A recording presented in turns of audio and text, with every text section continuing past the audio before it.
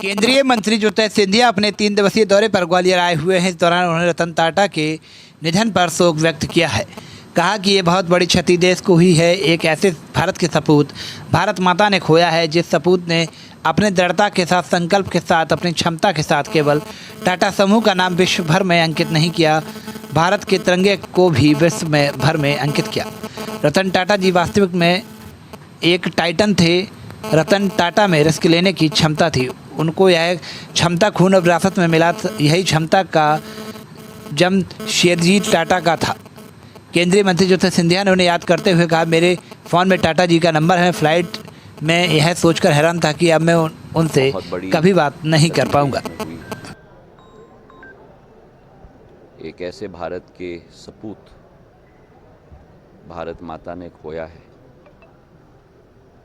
जिस सपूत ने अपने दृढ़ता के साथ, अपने संकल्प के साथ, अपनी क्षमता के साथ केवल टाटा समूह का नाम विश्व भर में अंकित नहीं किया, लेकिन भारत के तिरंगे को भी विश्व भर में अंकित किया। रतन टाटा जी वास्तविक तौर में एक टाइटन थे और कई बहुत कम लोगों में ये क्षमता होती है रिस्क लेने की और पूर्ण दृढ़ इच्छा शक्ति और संकल्प के साथ वो रिस्क लेने की। और शायद ये क्षमता उनको अपने खून और विरासत में मिली है, क्योंकि यही क्षमता सर जमशेदजी टाटा का था जब उन्होंने टाटा स्टील को स्थापित की। और उस समय में माधव महाराज के साथ उनका संबंध बना। जब टाटा स्टील के स्थापना में माधव महाराज ने भी अपना योगदान किया, और यही क्षमता उनके पुत्र JRD टाटा जी में थी। जब आज़ादी के पहले उन्होंने 1942 में एयर इंडिया की शुरुआत की, और मेरे आजोबा जीवाजीराव महाराज का संबंध उनके साथ रहा जब आज़ादी के पहले एयर इंडिया को ग्वालियर में भी लेके आए। और वही क्षमता उनके पुत्र रतन टाटा जी में था, जिन्होंने टेटली का एक्विजिशन किया इंग्लैंड में। टाटा टेटली कंपनी बनी। कोरस का एक्विजिशन किया इस्पात के क्षेत्र में टाटा स्टील के द्वारा। टाटा नैनो का प्रोजेक्ट, मतलब आम आदमी के लिए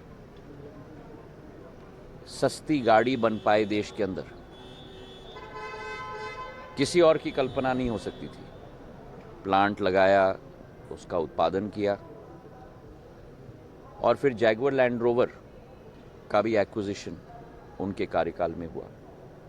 विश्व की सबसे बड़ी सॉफ्टवेयर की कंपनी TCS की स्थापना की। और सबसे महत्वपूर्ण दूरदृष्टिकोण थी, इच्छा शक्ति थी, रिस्क लेने की क्षमता थी, और सबसे महत्वपूर्ण बहुत अच्छे आदमी थे। मेरा स्वयं उनके साथ रिश्ता 10 साल की उम्र के साथ शुरुआत हुई, जब मेरे पूज्य पिताजी के साथ मुंबई में बचपन में मैं उनसे कई बार मिला हूँ। और 42 साल का ये सफ़र उनके साथ मेरे लिए अपने जीवन का एक कई महत्वपूर्ण क्षण रहेंगे। 2016 में हमने उनको ग्वालियर में आमंत्रित किया था सिंधिया स्कूल के वार्षिक उत्सव के लिए। और 80 साल की उम्र में जिस तरीके से उन्होंने एक एक बच्चे के साथ कनेक्ट किया, प्रदर्शनी में जो एक एक डेस्क पे उन्होंने रुचि दिखाई, और मेरे स्कूल के बच्चे, सिंधिया स्कूल के बच्चे दौड़कर उनके साथ फ़ोटो लेने के लिए उत्सुक, उनका ऑटोग्राफ लेने के लिए उत्सुक। तो वे एक पीढ़ी के इंसान नहीं थे, वे कई पीढ़ियों के इंसान थे। 2 साल पूर्व मुझे अवसर मिला उनके मुंबई स्थित घर में मेरे परिवार के साथ भोजन करने के लिए। सिंधिया परिवार की अगली पीढ़ी के साथ भी उनकी मुलाकात हुई और उनका एक अलग रिश्ता मेरे पुत्र आर्यमन के साथ भी रहा है। तो ये एक मेरे लिए एक देश की क्षति तो है ही, पर मेरे लिए एक व्यक्तिगत क्षति है। सिंधिया परिवार की 4 पीढ़ियों की संबंध उस परिवार के साथ रही है और एक ऐसे व्यक्ति जिनका जानवरों के प्रति प्यार, टाटा कंपनी का हेडक्वार्टर बॉम्बे हाउस में हर एक कुत्ते को प्रवेश था, केवल घर के कुत्ते को नहीं, हर एक बाहर के कुत्ते का भी प्रवेश था। स्वयं अपने हाथ से खिलाते थे। जानवरों के प्रति अति प्रेम।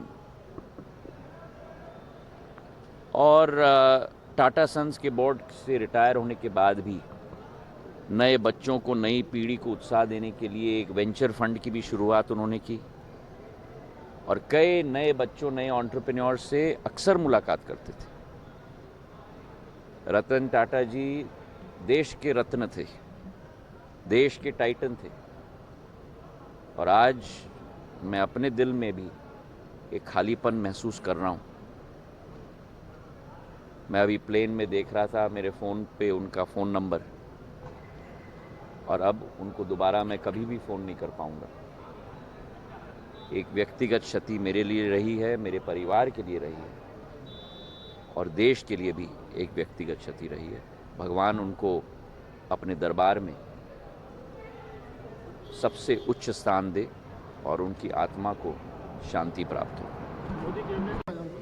आज 6 दिन के दौरे मैं निकला हूँ। हमने राजस्थान की सीमा से शुरू की, जौरा केलारस करते हुए इटावा तक करीब पहुँच गए। पूरे भिंड की दौरा की, ग्वालियर का दौरा रहा, गुना, अशोकनगर, शिवपुरी का दौरा रहा, भोपाल से दिल्ली प्रस्थान हुआ। कल कैबिनेट की बैठक सुबह थी और काउंसिल ऑफ मिनिस्टर्स की बैठक 4.5 घंटे शाम को चली और आज दोबारा ग्वालियर में मैं वापस आया हूँ।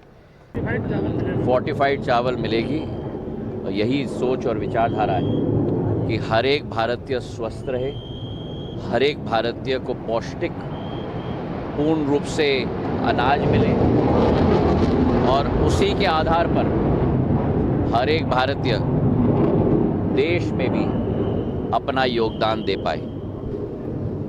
यही सोच प्रधानमंत्री जी की है और भारत सरकार हर एक भारतीय को विकसित भारत के योगदान में अपना पूर्ण आहुति देने के लिए, सक्षम कराने के लिए कटिबद्ध है। बहुत बहुत धन्यवाद। लाडली बहना योजना को लेकर संजय राउत ने जो टिप्पणी की, किस तरह देखते हैं? बंद क्या टिप्पणी की? लाडली बहना बंद। मैं तो निवेदन करूंगा कि मेरी मध्य प्रदेश की 1,42,00,000 लाडली बहना मुंह तोड़ जवाब संजय राउत जी को दे। जो योजना मध्य प्रदेश सरकार ने, भारतीय जनता पार्टी की सरकार ने, हमारे मुख्यमंत्री मोहन यादव जी ने एक एक महिला को सशक्त बनाने के लिए शुरू की है। जो लोग अज्ञान हों, जो लोग स्वयं अपने जिंदगी में ना कुछ करते हैं ना कुछ करना चाहते हैं, आज जनहितैषी योजनाओं को इस तरीके से कलंकित कर रहे हैं। मैं तो चाहूँगा कि देश की महिला इनको जवाब दे। महाराष्ट्र में भी लाडली बहन योजना की शुरुआत हो चुकी है, 4 किश्त पहुंच चुके हैं। एक एक बहना को महाराष्ट्र में भी सशक्त बनाया जा रहा है। इतनी जलन पुरुष होने के नाते संजय राउत जी को क्यों हैं? शायद उनके घर वाले भी इस योजना में लाभार्थी बने, यही आशा मैं करना चाहता हूँ। बहुत बहुत धन्यवाद। अरे ठीक हो भैया, ऐसे वीडियो देखे जा रहे हो? तनिका सब्सक्राइब कर लो और हाँ, घंटा का बटन जरूर दबाना, तब हमारे वीडियो का नोटिफिकेशन सबसे पहले मिलेगा। यहाँ वहाँ का देखा था हम तुम का ही कहा था जल्दी दबाओ।